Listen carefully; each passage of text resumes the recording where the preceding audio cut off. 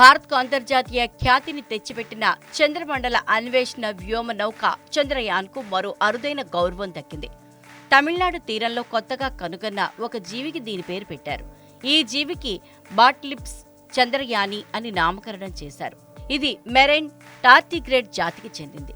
కేరళలోని Cochin university of science and technology శాస్త్రవేత్తలు దీన్ని కనుగొన్నారు. ఇది సాధారణ టార్టిగ్రేడ్ల పరిమాణంలోనే ఉంది. దీని పొడవు 0.15 మిల్లీమీటర్లు, వెడల్పు 0.04 మిల్లీమీటర్లు. దీనికి 4 జతల కాళ్లున్నాయి.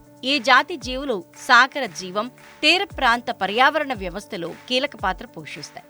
ఈ జీవులను పట్టుకోవటం, శోధించటం చాలా కష్టమని, ఇవి నీటి కింద ఉంటాయని పరిశోధనలో పాలు పంచుకున్న విజయ్ నందన్ అనే శాస్త్రవేత్త తెలిపారు.